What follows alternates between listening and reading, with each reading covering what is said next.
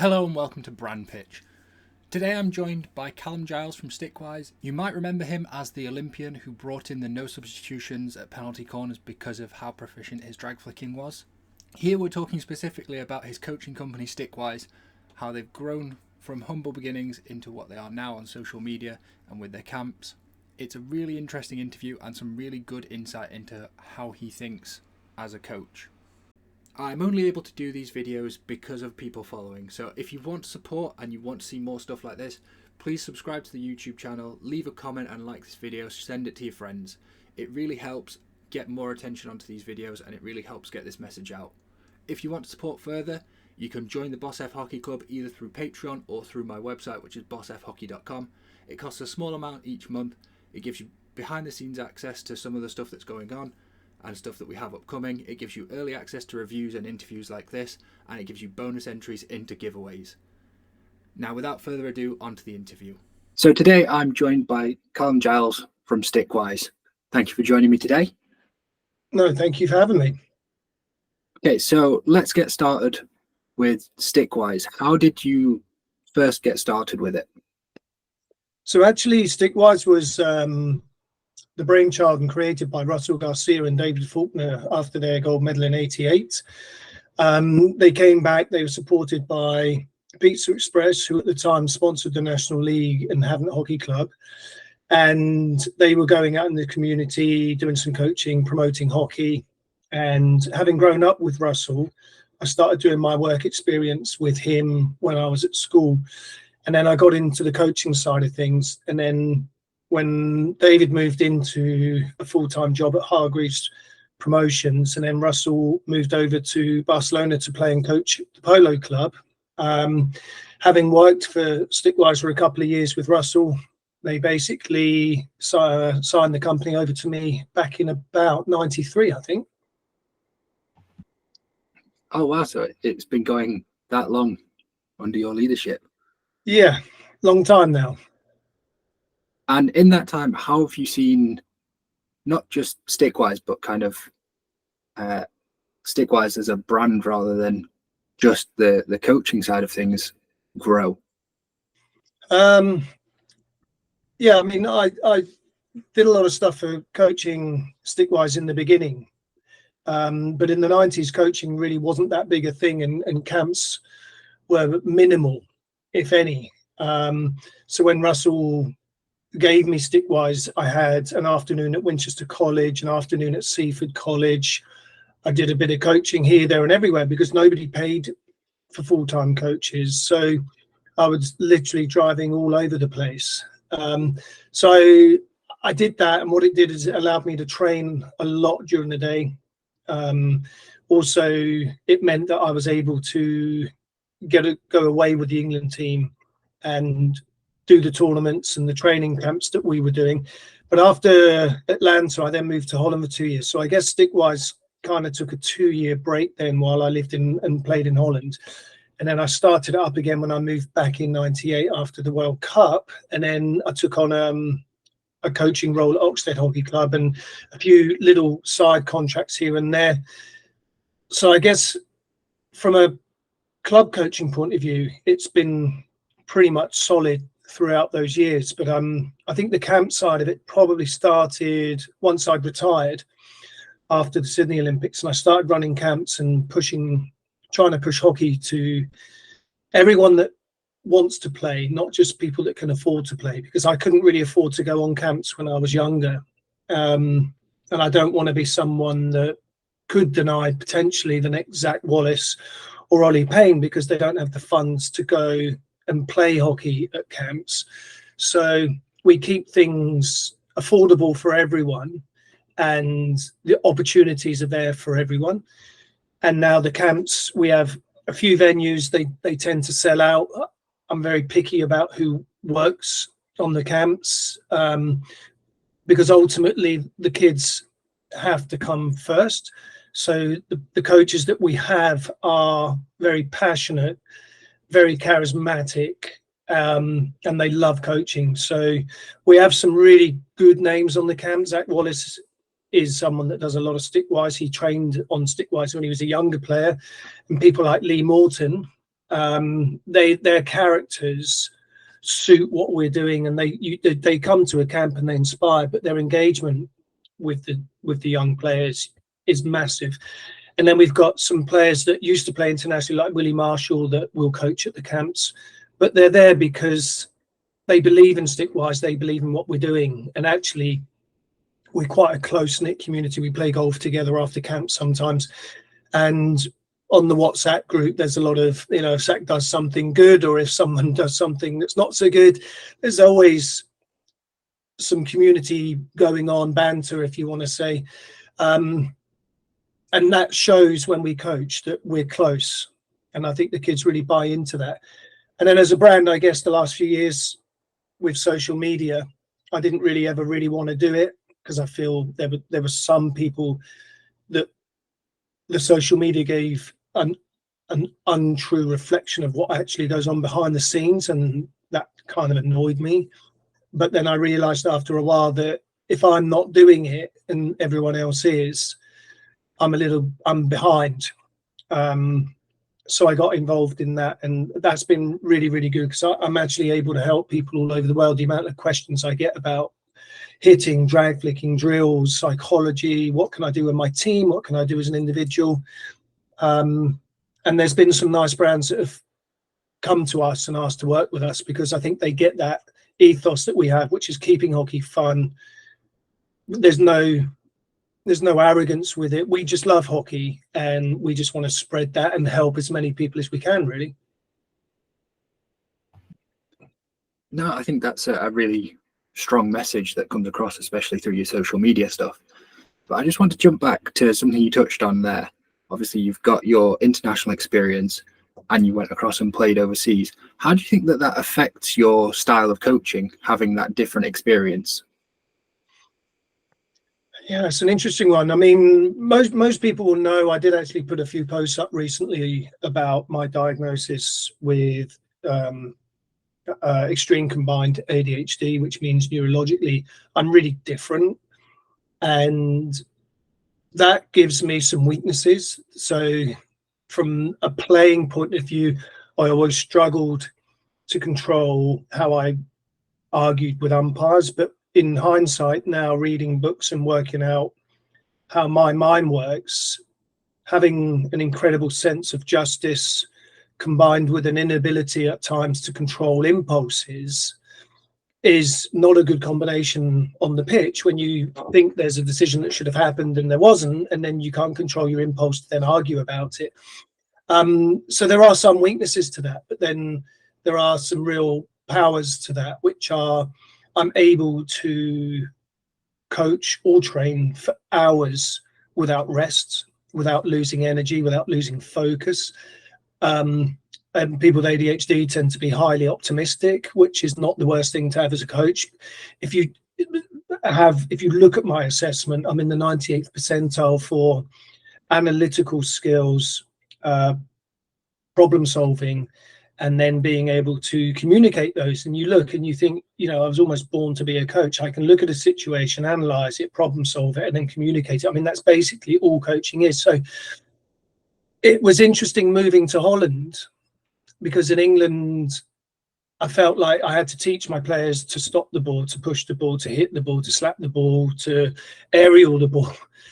Because there's not a lot of technical, this is in the 90s, but there wasn't a lot of technical coaching going on. You're as good as you were through self-analysis and kinesthetically learning on the pitch. Where I go to Holland and I'm given the men's twos, the ladies twos, I'm given, I think, the under 18s and 16s. And I go there thinking I'm going to deliver that same sort of ethos and technical coaching. And I think I had 3 drag flickers in my under 14s. I only knew that there was me and 2 others in the world, and I've got 3 in one team. So I couldn't just go out and roll out, this is how you hit a ball like I had to in England. So I very quickly had to adapt to the fact that they've actually all got the technical ability I now need to make up drills and practices that I've never seen in England before and teach them how to use them. And in a different language, because as you get younger players, their ability to speak English obviously is less. It's still better than my Dutch, considerably. But it suits my style. I'm not a particularly by the book of this is how you coach, this is how everything should work. I work with what I see in front of me, and I problem solve the quickest solution to get to the outcome that I want. And that's very Dutch style. It's very self-discovery led. It's very 1-on-1, 2-on-2, 3-on-3, 4-on-4. Whereas back here, we were still running around cones, dribbling through cones, and very prescribed in our 2-on-1 boxes, whereas they were just kind of get on and flow. And that suited me as a coach. It suited me as a player.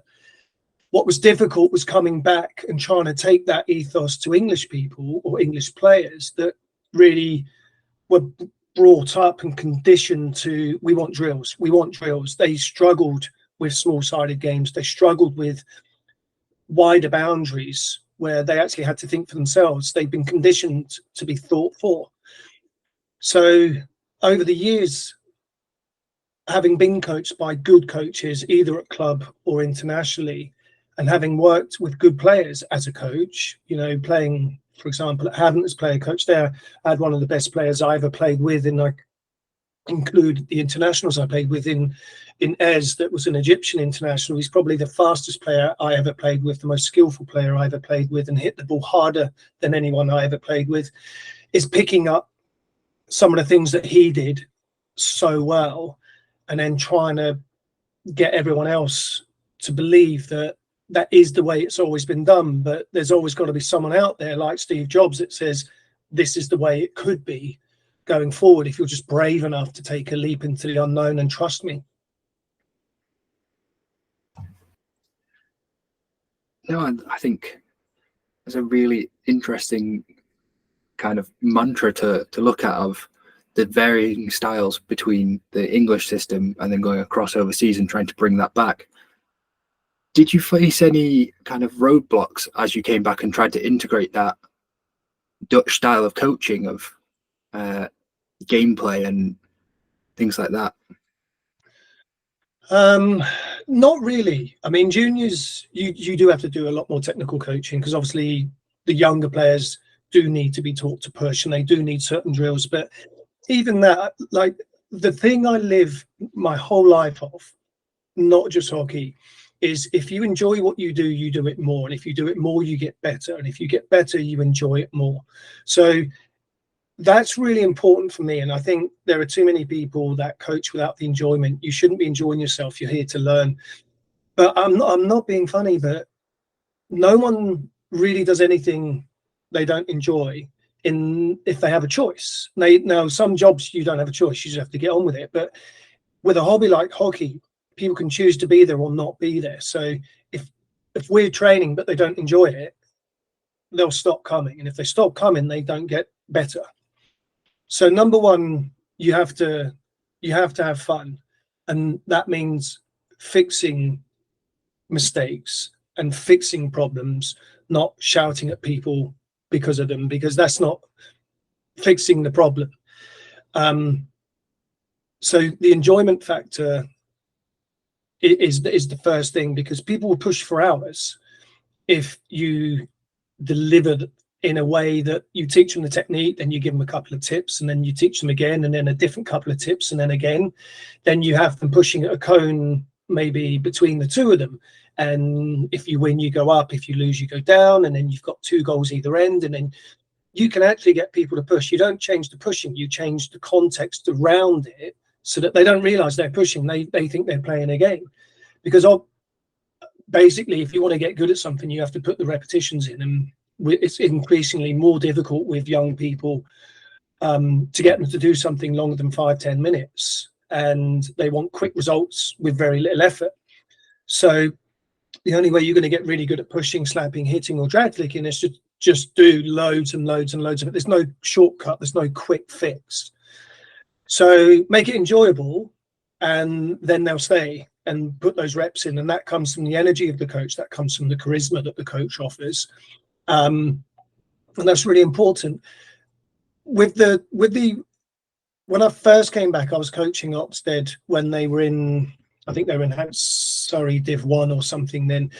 they hadn't had a lot of coaching, I don't think, and it needed a complete club restructure. So I think any coaching they got was different to anything they'd have had anyway. So that was quite easy. But what was interesting is when I left them, when we promoted to National League, going to Haven, I got a little bit more resistance from them because they'd been coached. They wanted more drills. They wanted more structure. They didn't like having to think for themselves or problem solve for themselves. But then again, as again, one of the best players in the world, never had a problem with it because he was able to. And that's why he was one of the best players in the world, because he problem solved. He was able to think on his feet and play the game. Because ultimately, when you're on the pitch, nothing is routine. Almost nothing happens the same way twice. So that I got a little bit of kickback. But what was really interesting is a few years afterwards, England hockey were all about small-sided games and gameplay and rolling that out. So sometimes it's hard to be, I mean, it wasn't my idea. I just took it from somewhere else and brought it with me. I'm not a genius. But I remember when David Vincent was making DFE sticks and everyone wanted sticks as straight as an arrow, he was trying to convince people that they needed bows in their sticks and they wouldn't have it. And they thought he was mad and they wouldn't buy them. Look where we are now. No one will touch a straight stick. You know, Dave Vincent was one of the first coaches to recognize that and roll it out. And you've got to be strong-minded enough to believe in your concepts and push them out and hope eventually that the culture and the environment moves forward and progresses with you. Yeah, you made a really good point in there. Nothing happens in a game exactly as it does in training, and likewise, it probably doesn't happen twice the same way. So when you look at it from that point of view, it makes far more sense, and it's kind of glaringly obvious to try and get away from those kind of set drills. So we'll move it forward a little bit and we'll come on to the Stickwise camps. How do you carry that ethos through into a camp? The camps that we run, I mean, we do set up the drills, we do set everything up, but I basically ask them, what do you want to do? You know, they've paid money to be there. So for a business to survive for as long as we have, running camps for as long as we have, with the numbers that we get and the reputation we have, you have to keep the customers happy. And although they're children and their parents paid, they're the ones that are going to go home and say whether they enjoyed it or not. And if they enjoy it, they'll go back. If they didn't enjoy it, they won't come back. And it comes back to the ethos that if you enjoy what you do, you'll do it more. And if you do more, you'll get better. So we're not there to tell them off. We're not there to be strict. They're there to have fun. And, you know, the 3 rules, I always do a little speech every day before a camp about facilities, look after this, respect everything and respect everyone else. We're all one family. It doesn't matter what school you're from or what club you're from, whether you're a boy or a girl. We are the Stickwise family and we are all one. And the 3 rules are, you need to be safe. You know, people will get hit. That's fine. But I don't want people getting hurt, being stupid, flicking a ball in a goal where someone's standing, or shooting near a goal where people are having their lunch, or swinging off across. That's unacceptable. But getting hit on the shin, you know, the basic rules of hockey and getting injured, that's okay. We accept that. Then we need you to be better when you leave the camp than when you arrived. Even if it's only by 1%, it doesn't matter. But you must be better when you leave than when you arrived. But the 3rd one, and I always leave it 3rd because it's the most important, and that is you must have fun. And if you want to come to Stickwise and if you want to coast through and be with your friends and enjoy it, that's absolutely fine. But if you want to come and be really dedicated and go for it, that's also fine, because I feel like children today are told what to do at home, at school, at hockey club, at cricket club. That free time I had growing up in the park, doing whatever I wanted, climbing trees, throwing apples at each other, playing manhunt, playing football with just people I'd never met before. Kids don't get that anymore. So when they come to us, I don't want them in another environment where they're just told what to do all the time. It's an opportunity to push yourself as hard or as little as you want and have as much fun as you can. And if you leave 1% better or 80% better, it doesn't matter. Just leave better. And what I enjoy the most at the moment is lunchtime, where they're on the pitch. We got 2 pitches at some venues. They all moan for about 40 minutes that they want their lunch. It's so funny. They get there, they train for an hour and 20, then 40 minutes, half of them are just like, when's lunch? When's lunch? You give them lunch at 1. By 1:15, they're back on the pitch. They've had their lunch, out they go again. And I let them go. I've got a good eye on them. All the coaches have got a good eye on them. But that is their free 1 hour of whatever they want to do, they can do. If they want to play a bit of football, that's fine. If they want to sit in tyres and chat, that's fine. But if they want to go out and work on drag flicking or aerialing or something that they learned in the morning, that's also fine, because I was able to ride my bike to the pitch when I was a kid, go on the pitch and do whatever I wanted and learn whatever I wanted. Kids don't have access to the pitch for themselves, for their own self-discovery.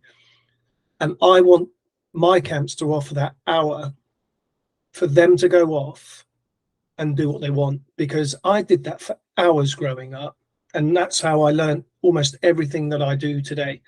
And that's with Jimmy Lewis and Russell Garcia. We just go to the local pitch, play for hours, just messing around and just experiment with all kinds of tricks and skills and things. And some didn't work and some did.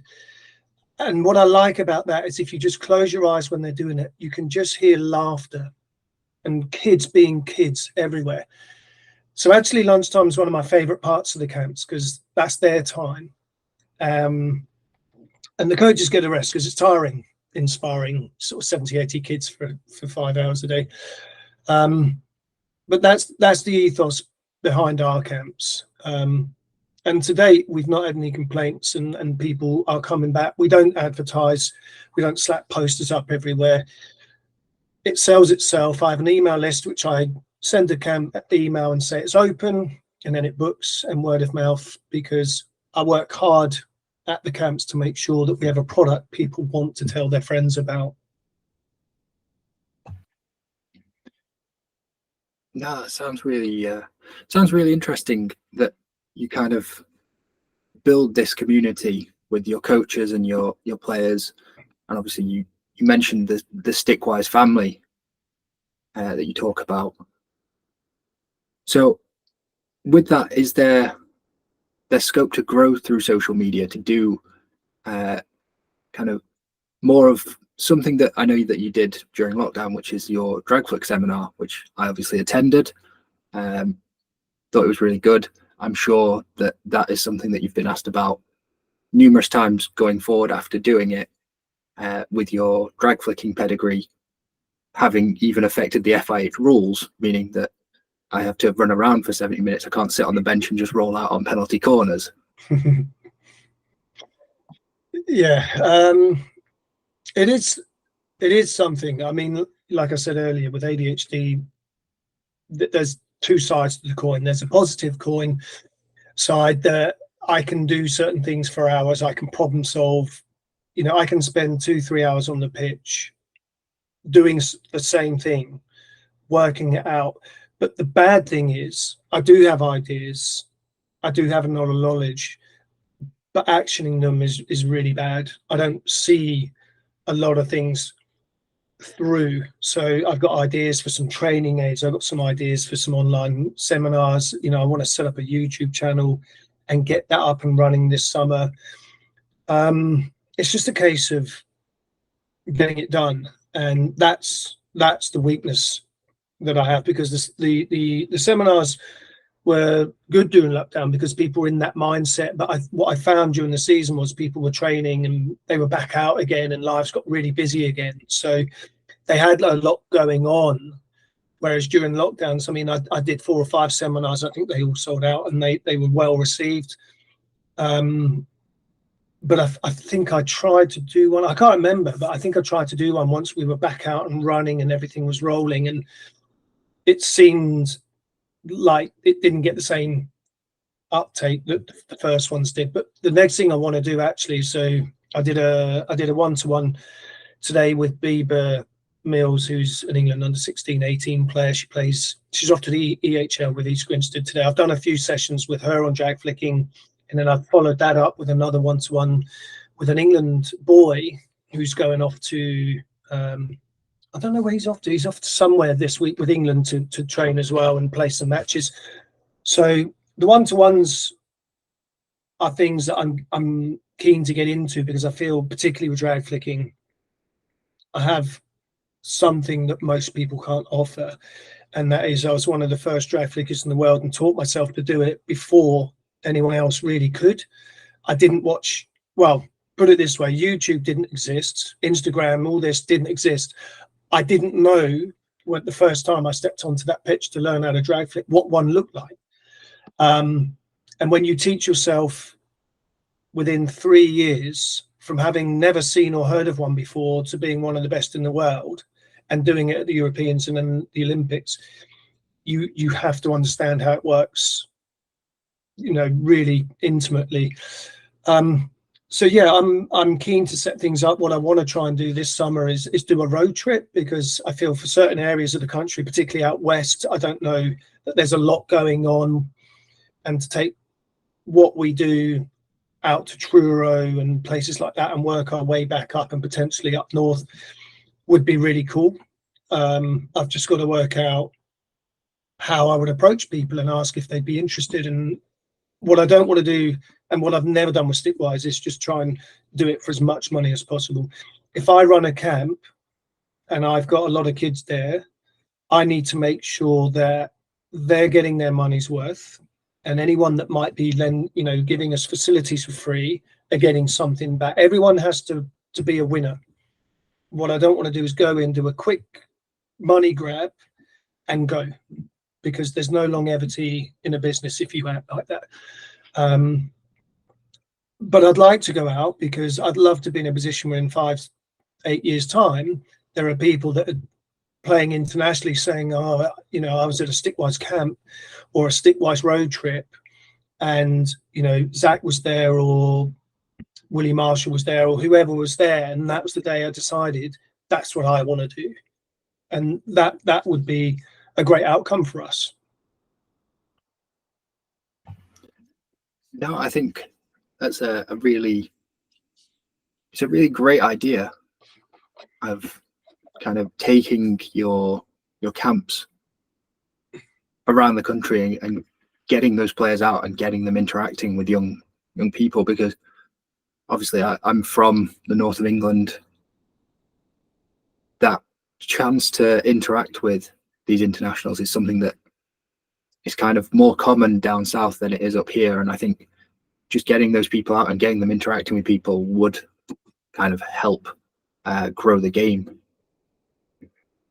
So from that idea, who would be your dream, we'll say small car, so we'll say yourself and 3 other coaches for this road trip? Oh, so hard, because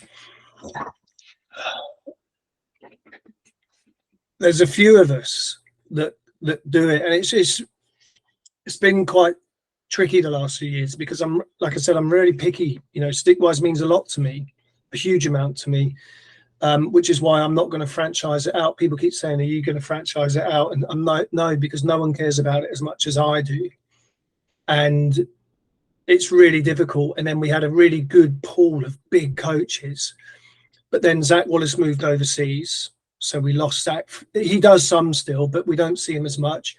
Nick Banderak moved on, and we haven't seen him for a bit. Rob Field started playing for Scotland, so we lost Rob Field. Lee Morton, obviously, it's Scotland and GB commitments.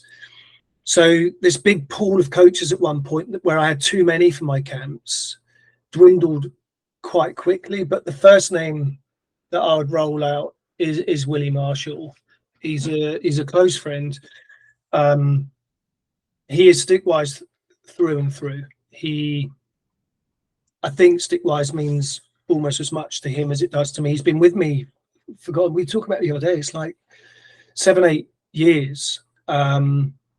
lots of energy, loves the kids. His rapport with the kids is brilliant, and the way that he teases them and the way he interacts is brilliant. He knows his stuff, and he would be the first name on the team list.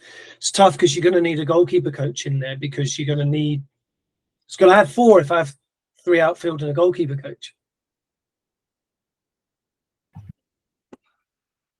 Yeah, we'll be generous. Okay. So I just picked up with a new goalkeeper coach recently. I had Tommy Alexander, who was brilliant as well. Like me, quirky, a bit off the rails at times, but Tommy was class. He was such a good goalkeeper coach technically, and again, he would join in. You know, when we have matches in the afternoon, he'd either play on pitch, and as all goalkeepers do, think he was so much better than he actually was, and stick block everyone. But he, unfortunately for me, brilliant for him, he moved out to Germany, and he's doing really well there. We lost a gem. He was Stickwise through and through. But recently we've picked up a young lad called Tom Brocklehurst, who's from South Africa. And again, he is Stickwise through and through. He's a typical goalkeeper, so he's completely mad, but he knows his stuff. He engages with the kids. Again, when he's on pitch, he so thinks he's better than he really is. But I've got video evidence of him hitting backhands and falling over backwards and all sorts. So he would come, because I know that not only will the kids get brilliant technical goalkeeper coaching, they will love it. They will really enjoy it and look forward to coming back to want to learn the next day. The next 2 are really hard, really, really hard, because I'm going to leave some people out that I don't want to leave out.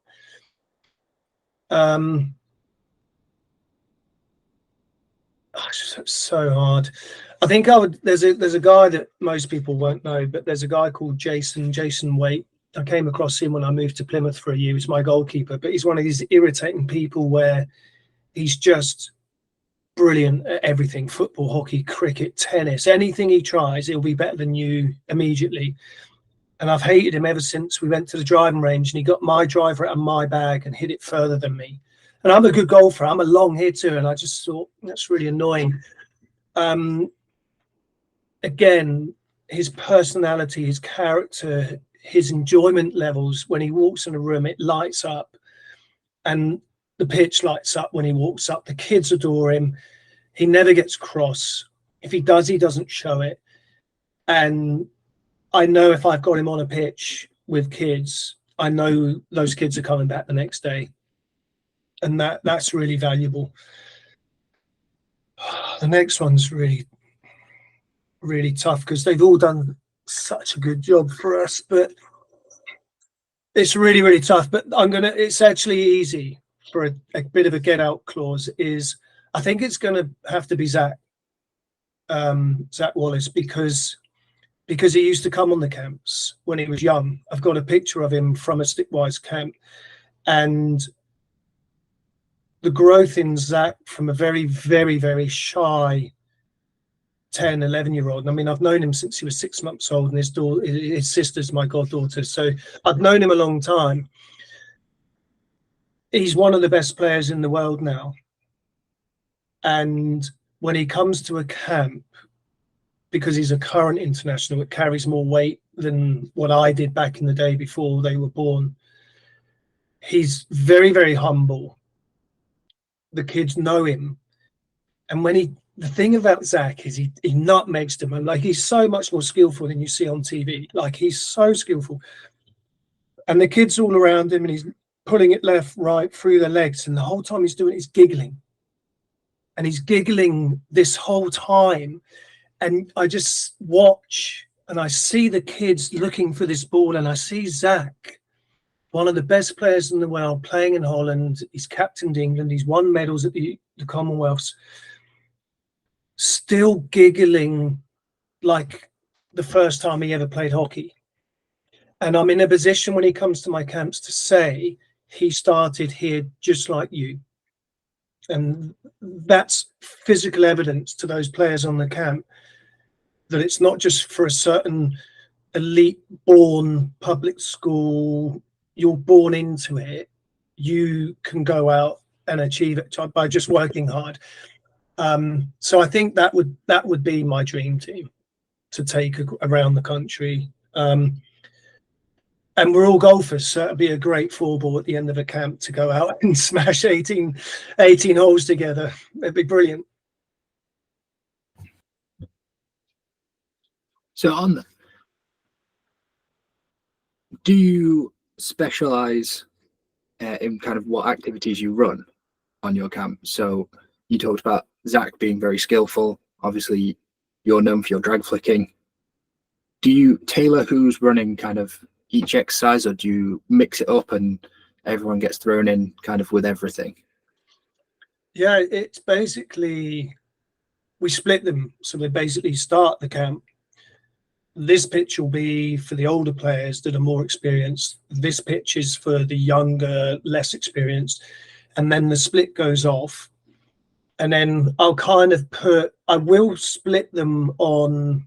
So I tend to do the older players who are a bit more experienced, because I feel at 51, coaching since I was 19, I've done my share of the younger ones where it's more fun based, and I still do it. You know, I did a session last night. I'm happy to do it. It's not my preference anymore, and I'll still do it with as much enthusiasm as I did when I started coaching. But I tend to put guys with them that I feel will go there and deliver fun to that group. They need fun to learn. Whereas when you go to the other pitch, it's more learning is fun. The other way around. We don't know what we're going to do until we split groups and see what the numbers are, because we just don't know what the numbers are. So there's normally, like, even the warm-ups, we don't just say, right, run around the pitch and do a few. It's a bit of bulldog, it's a bit of chaos tag. Again, we make them run without them realize they're running. They'll, I won't go out and do fitness, but I'll go out and run playing five-a-side football for an hour and come off absolutely sweating buckets, because my mind isn't set on the fact I'm running, but on the process of what I'm trying to achieve. So we do that. And then it's a case of those coaches on the what we call our development pitch. It'll be about where are they at, and what can we deliver that will be fun. And even if they're doing pushing, it's between 2 goals and there's points on it to keep it fun. The older groups, I tend to run that with one of the more senior coaches, and that'll be a lot of, it'll still be good fun, but it's a lot of first touch, ball carrying, and then getting that as quick as we can into understanding how you implement keeping the game simple. I did a session today with someone who didn't realize how simple it is to improve if you take out all the rubbish that some coaches throw in to sound like they're technically geniuses. It's really not that hard. You keep it simple. And again, we kind of do the technique, whatever it might be, one-on-ones or the concept of a 2-on-1, but we don't do 2 people either side and 1 in the middle and all that. A 2-on-1 is a marked player, give it and get it back and get on with it. Just like in a game, you have to create the 2-on-1. Most coaches set up the 2-on-1. That doesn't happen in games. You have to create that 2-on-1. And then the afternoon, they just play 2 hours of matches, because what drives me mad with some of the coaches I see is I've broken down coaching over the years into 2 things, and that's technique and skill. Because I was asked when I was doing a level 1 or 2 or 3 with England hockey, the head coach said, what's the difference between technique and skill? And actually no one knew. And I knew that if no one else knows, he's going to ask me. And normally I had the answers, but with that one, I was like, I don't know. I don't know where he's going with this, because I don't know the difference. And I looked it up in the dictionary.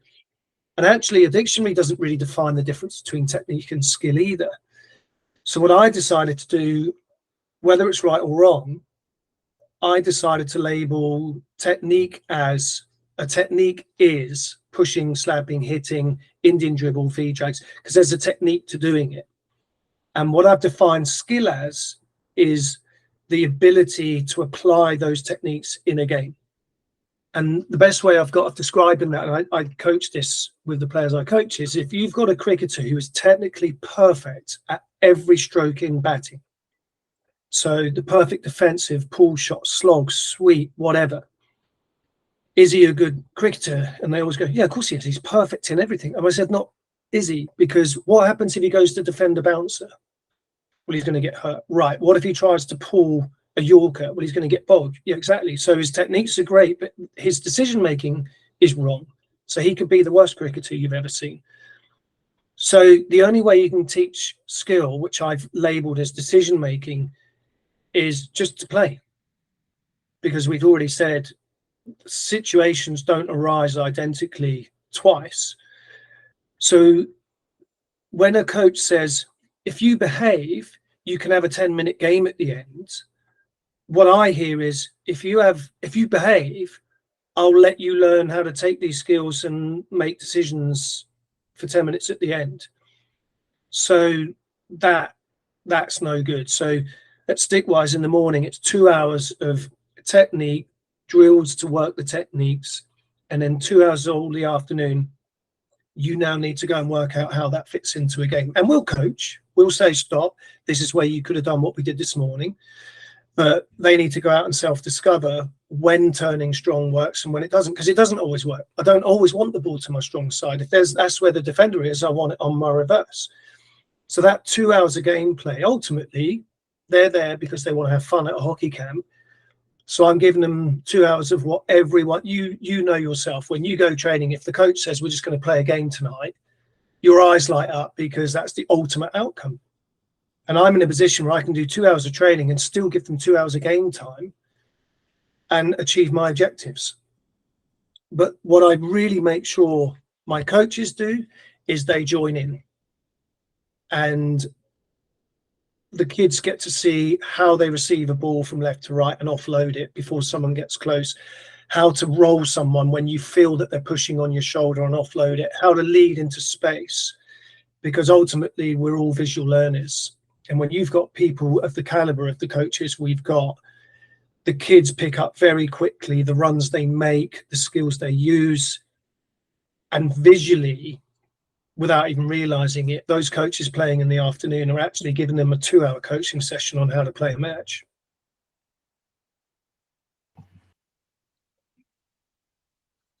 So when you throw the coaches into the game and they're getting involved, I've got to be very careful to not word the question in a way to sort of feed you the answer. Right. How do the other coaches respond if one of the kids gets the better of them? Right. So first of all, it happens very rarely anyway. I've got a video I put on of Lee Morton, and every now and again a coach just sort of, you can see him say, right, enough's enough, this is what I've got, and then they'll just prove a point. But to be honest, they just laugh. They just laugh, you know, because everyone gets anti-skilled by someone in their career.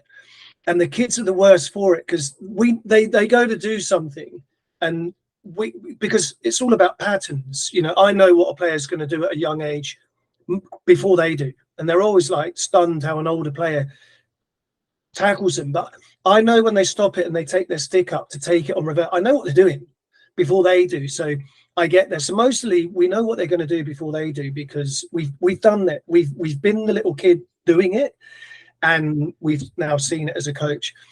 And sometimes they go to do a skill, but they completely fumble it. So we're like, oh, he's going to do that. So we preempt it, get there, and then they completely miss it. It trickles through your legs, and then they're off. And you're like, well, you can't, you're a role model, so you can't get cross. You just have to laugh. And then what'll happen is the coach will just give them a bit of this, because the kids will always turn around and say, oh, I got past you. And the coach says, oh, you shouldn't have said that. And then probably the next time that player gets the ball, they're going to get tackled really quickly, or if the coach gets the ball and they come nearby, they're going to get turned around backwards or nutmegged, just so they know that the coach is the better player. But what I won't have, and I will never do, is let a kid beat me, because there's two things wrong with that. Is I've tried it. Some kids, the more sort of arrogant and the more difficult kids, will genuinely think they beat you and won't shut up about it and just get in your face, and that's not good for them. And the other one is the kids just know, and they'll feel patronized if you deliberately let them go past you. And I don't think they take kindly to that. I think if they get past us, they want to know or they've done something well, it's because they earned that, and that they can then feel proud about. But the thing about hockey is, if you go back to old school coaching, and I still see it to this day, and it drives me mad, is everyone's always crying out for a second pitch or a third pitch or more space. And then you quite often watch coaches and there's no one on the pitch, and they've got 10 kids in a space where you'd probably have a 2-on-2, shouting at them to use the space. And I'm looking at it going, what space do you want them to use? There isn't any space. And if you go back to an old school tackle box, a one-on-one tackle box would be about 5 yards wide. So it encouraged players to run at a defender as opposed to running around them. But when you analyze it and you look back, we were taught to run at a defender in a 5-yard tackle box, but then we go and do it in a game and we'd be shouted at for running straight at the defender. But we're like, well, you just coached us to run straight at a defender. And the reason people hate one-on-ones is because you have to go within a defender's reach, and that's really hard. You have to be highly skilled to do that. But also, the defender's not learning how to run and get their footwork right or their positioning right in order to defend either. So no one's winning. So a tackle box needs to be like 10 yards wide, because the style of coaching, and I always talk about this. I actually asked Zach for a clip of this the other day. I texted him because the goal he scored against Australia about 3-4 years ago, where he was about 10 yards inside his own half. I don't know if you've seen it on social media. It's just the perfect example of how hockey's played. He picks it up and he runs at a big gap, and no one comes, so he keeps going. And then the next guy comes to cut him off, and Zach just cuts into the space that he's left. And I think he travels from 10 yards inside his own half to about 7 yards out, beats almost the entire Australian team and scores. And I think he has 7 touches. And the whole concept is you run hard at space. If no one comes, you go. If they do, you use their speed against them and you just cut back.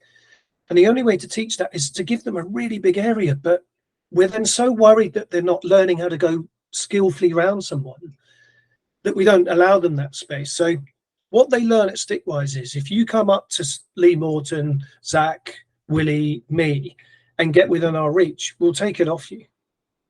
We're fast track. You don't need to be 18 playing a high level of hockey to learn that. We're teaching you that at 10, 12, 13, because ultimately that is what's going to happen. So it's good for the kids. And I think it's good for the kids to see that even at the ages of some of the coaches, they still work hard. They still want to win. They're still competitive, but they still play with massive smiles on their faces because they love playing the game. No, I think that's a really interesting point. I especially like the anti-skill reference, because it's one of my most quoted things when it comes to a game. You can't train for anti-skill. Anti-skill is the definition of not doing what you mean to do. So when you're looking at body language and what they're shaping up to do, and you try to second guess it, and then they completely duff the skill and you're just left in no man's land. My favorite one is the V drag, where they miss the ball. So you step in to block the V drag and they just run in a straight line past you. Yeah, kids are brilliant at it. But the funny thing is they don't realize they accidentally did it and think it's quite a good skill. So when they deliberately try to do an anti-skill, it doesn't work. But I don't mind. I mean, everyone has been anti-skilled, and I think we've all delivered and executed an anti-skill. But I think whoever works out how to deliberately anti-skill will be the world's best player in history.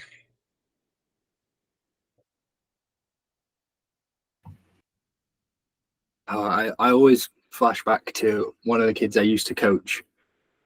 We're talking under 10s, under 12s. He used to do a skill that we used to refer to as the magic wand. He'd wave his stick over the ball loads and loads and loads, but he'd completely miss it. And the ball would go in a straight line, and the defender would just look and watch it roll past them. Yeah, fantastic. You can't read accidents. That's why they're an accident. So we'll move forward again. So you talked about kind of some of the things that you want to do with Stickwise going forward. Which of those do you think you are most excited by the idea of?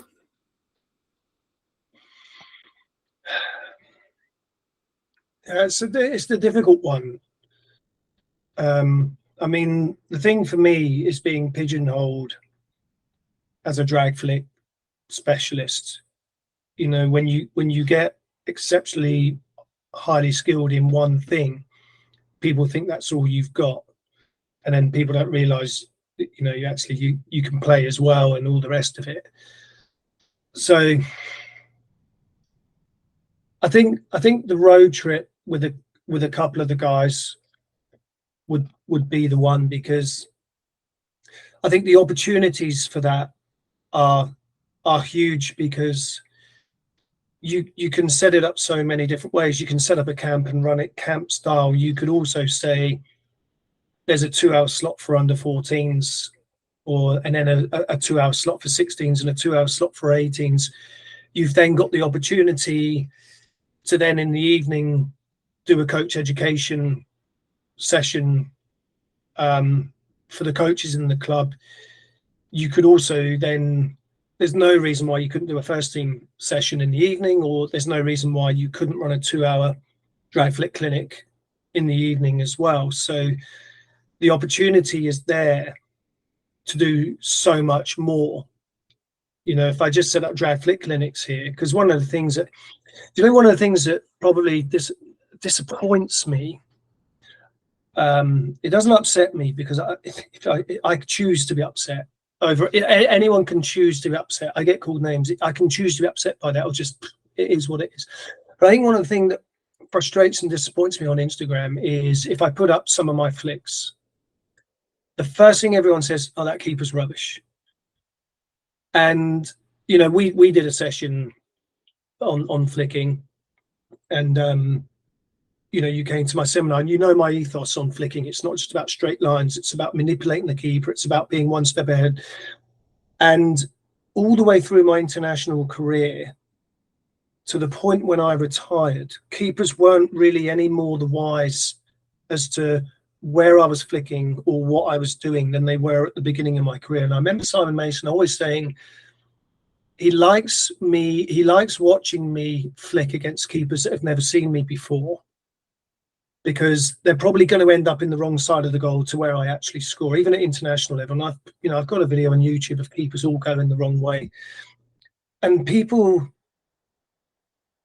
particularly keepers or people that think they can drag flick, say how easy it should be to save. That's not, and I know these keepers, and I know some of them are really good, is to actually tour and almost open up and say, look, there's an hour where I'll be drag flicking, and if you're a keeper, you're very welcome to come down and get in goal and face it, to see that I don't just flick it really hard in the corner.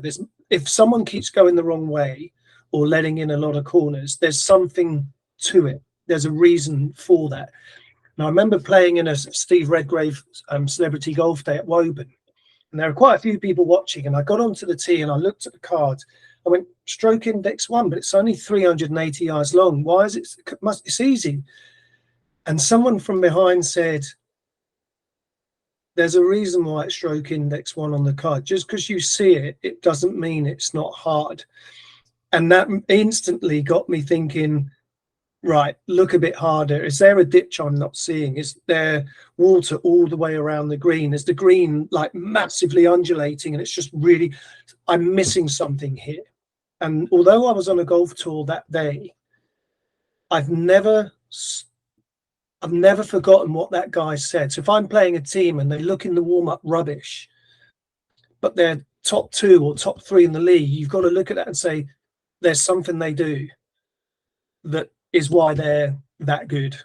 You don't be complacent and make sure your guard is up.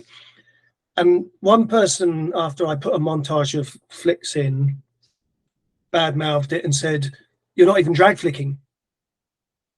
And I was looking at this video going, but I can see that I'm dragging it and I can see that I flicked it. So like, what part of that isn't a drag flick? But it would be nice on that tour to just open up and say, right, for an hour, any goalkeeper that wants to come down and face a few flicks, do it.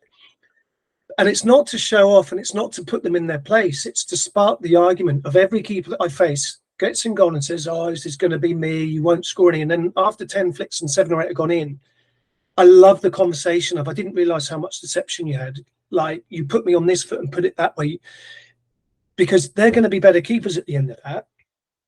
And I think those conversations are really interesting to have. Just like if I came up against, I remember playing Darren Cheeseman and he was so hard to play against.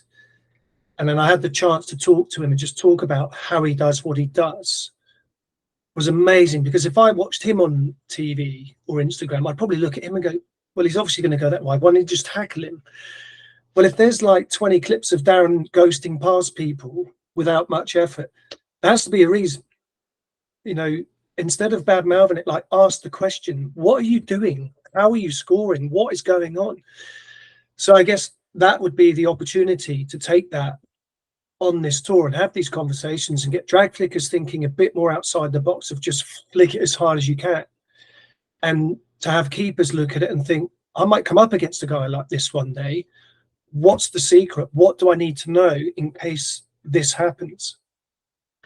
So the other thing is I'm going to meet all sorts of different people and learn all sorts of different things. You know, one of my best drills that I do, I got from a rugby coach that was on a level 1 course I delivered, because it was a rugby drill and it translated to hockey brilliantly. And we use it all the time now. So the people that you meet are always there, you know, paths cross for a reason. Even if it's a girlfriend that breaks up with you, something happened in that period that you learned a lesson from that's really valuable for you to go forward. And the more paths you can meet with different people, I think the more you better your knowledge and the more you broaden your horizons. Yeah, absolutely. I mean, I think the Maddie Hinch camp,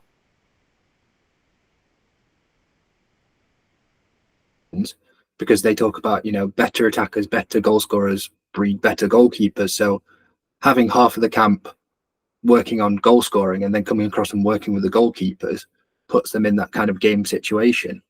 But like, as you talk about, I feel I have to jump in and defend when I put up videos on social media with my team goalkeeper, and people are, oh, goalkeeper's terrible. It's like, well, no, actually, if you look, there's a lot of deception on the flick. So I put up a like highlight reel of all the flicks that I'd done in, you know, a 20-25 minute session with him, where he'd taken the wrong step first. And it wasn't to say, look how foolish my goalkeeper is, because I've also put up, you know, highlight reels of him making fantastic saves. Some have been picked up by like Obo and different brands and stuff and shared out. So he is a good goalkeeper. But I think back to when you were running that seminar, there was a goalkeeper on it. And I believe it was specifically when you were talking about in international games, you used to sometimes set up a fake tell. And him turning around and going, well, I can read it. And you pausing the video and going, okay, where's the flick going? And he got it completely wrong. And it was that challenging of, can you actually read it? That kind of gave him that insight. Yeah. No, I mean, The thing about drag flicking is when anyone goes to the pitch now, they do hit the ball at the goal still, but mostly kids just drag flick, drag flick, drag flick, drag flick. It's all anyone wants to do. And the reason I think that's a really good idea is when I'm coaching players, you know, ultimately, as much as people can throw statistics in your face, at the end of a game, there's one statistic that matters, and that is what's the score.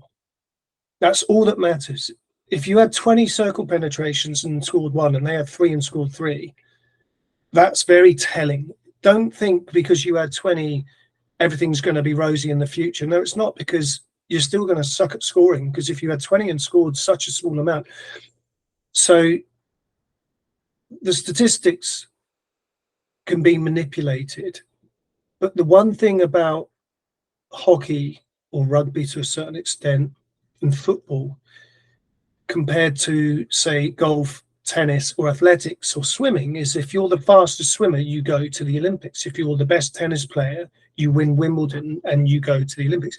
If you're the fastest athlete over a distance, if you throw something the furthest or jump the furthest, there's no question you are selected for your country to go to the Olympics. Now, team sports are subjective opinions of a coach. If you look for how long Nick Banderack was overlooked by Danny, and a new coach comes in and picks him, and he's probably our most prolific goal scorer now. I mean, his goal scoring record ratio is ridiculous because someone didn't think he was very good and someone did. And that's a funny example in some ways, because what I say to the players I coach, because I've got players going for trials here and TA and all the rest of it, is I recognise that I didn't play for a fashionable club as a kid. I didn't play hockey at school. And in terms of being neurodiverse back in those days, that also didn't fit well either, because I had opinions and I was different. So I recognise that you take subjective opinions out of selection when you just simply score more goals than anyone else. It's fact, because all the time I was playing for England, even if I'd gone to a Champions Trophy and played not well, if I'd gone there and scored 9-10 goals in 7 games, I'm really hard to drop, because the press will be like, well, he scored 9-10 goals. Where are your goals? It's really difficult. You know, and people like Harry Kane can have a couple of games where he doesn't play well or score because his goals pick him. And one of the easiest way to score is corners, because it's basically a free shot from the top of the D. Now, if you score 1 corner a game, 2 corners a game, and then throw in an open play goal, and you're scoring 2 or 3 goals a game,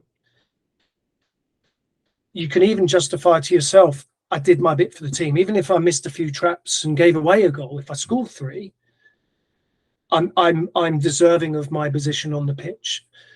So to be able to drag flick and put yourself in a position where you are valuable and undroppable, why would you not want to learn how to drag flick and give yourself that best chance of taking opinion out of your selection?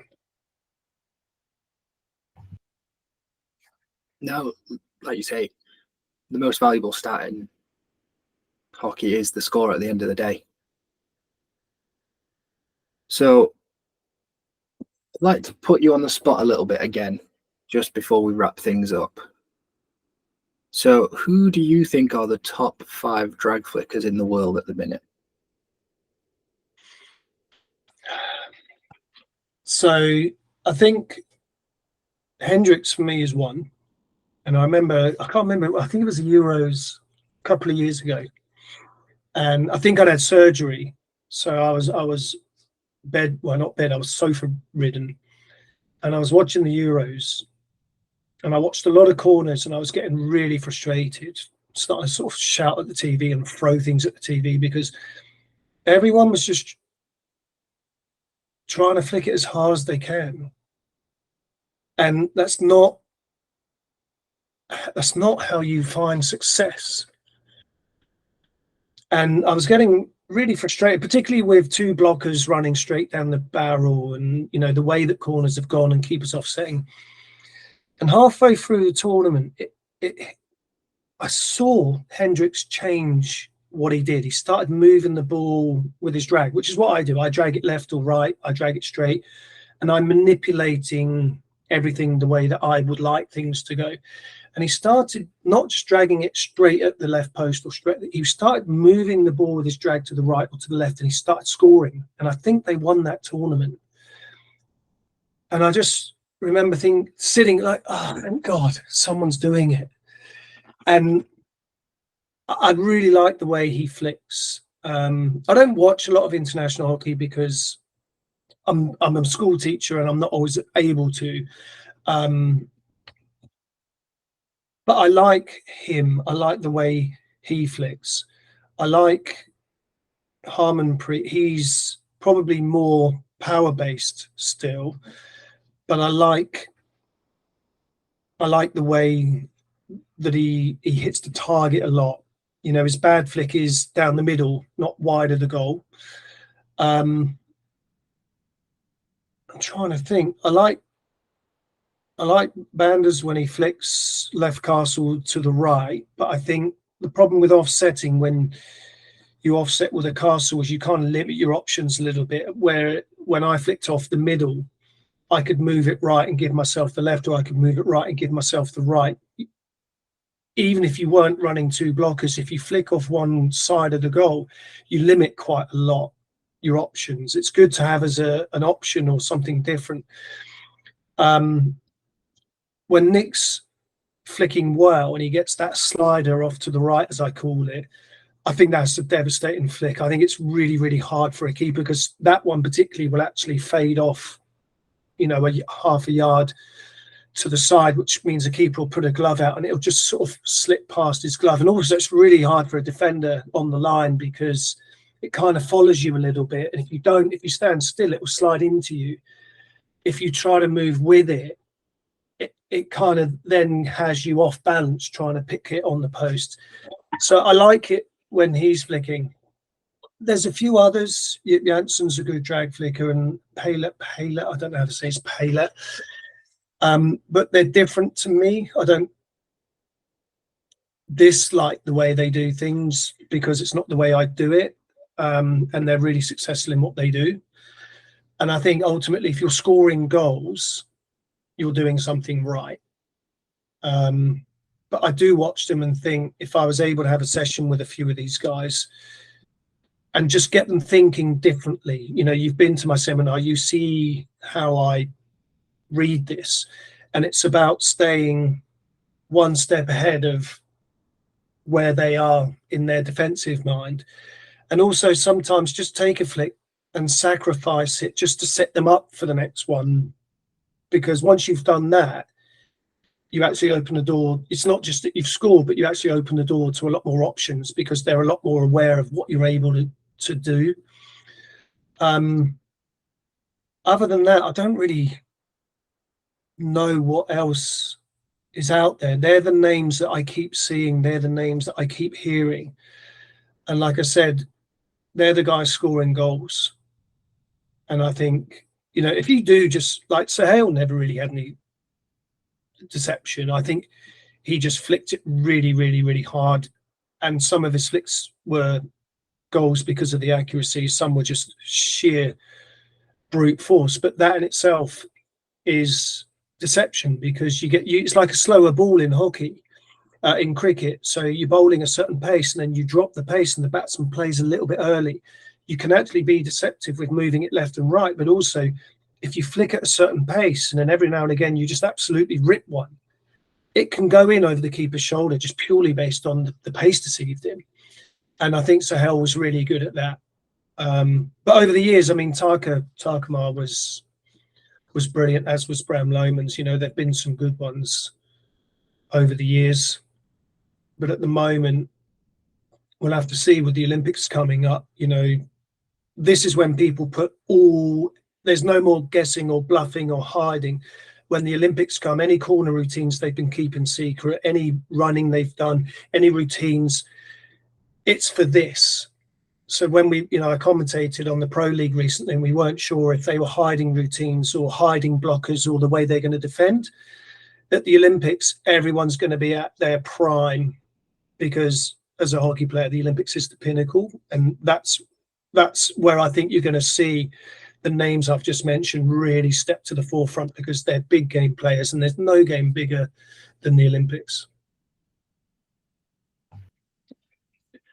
Yeah, I think that's a really valid point with regards to it's all going to come this year at the Olympics. This is where we're going to see everything that they've got.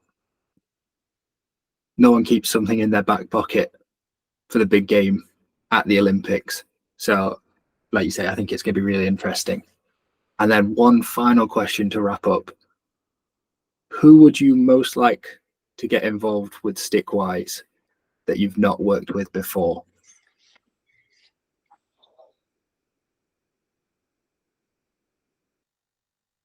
That's a great question. This is a tough question, because this is like, because of my age, I could go back 20, 30 years. I'd love to have Jamie Dwyer. I'd love to have Tone Denoyer come and do a camp.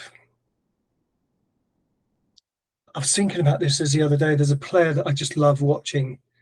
Who is it? And if I could get them over. I mean, I'm quite lucky that I've got Zach, because, like I say, kids know him. You know, he's like their version of Harry Kane, I guess, in that, you know, they'll see him at camp and they'll want to be like him. Yeah, I don't know. That's a brilliant question. That's like, it's not often I can't think of an answer quite quickly. Yeah, I'd probably just backdate it to Jamie Dwyer. I'd like to meet him. I'd like to pick his brains. I'd love him to coach on a camp. And I'd probably not do much coaching. I think I'd probably be like the kids. I'd stand, I'd watch, I'd listen, I'd take on every little nugget that I could. And hopefully he'd enjoy himself, and then ask afterwards if he can come back, because he definitely wants to come back and do another camp, I think. No, that is a fantastic answer. So thank you very much for your time chatting with me tonight. No, I've enjoyed it. Thank you. I do know one of the other weaknesses of ADHD is sometimes losing track of what you're talking about. So what happens is you keep talking, hoping that you can come back to the point you started trying to make. So apologies if some of the answers were longer than you were hoping for. So thank you again to Calum for joining me for that conversation. As always, these interviews are brought to you by the Boss F Hockey Club. That is a membership service that I run through both Patreon and through my website bossfhockey.com. It starts from just £1 a month, and it helps me cover the cost of things like reviews and setting up these interviews. For that £1 a month, you get early access, you get behind the scenes information about what's coming up and what I've got working on. You also get bonus entries into any giveaway that I run, and as I'm about to embark on a 100k giveaway on Instagram, now is a great time to join. So if you go to the link in my bio, you can join the Boss F Hockey Club through Patreon or through my website.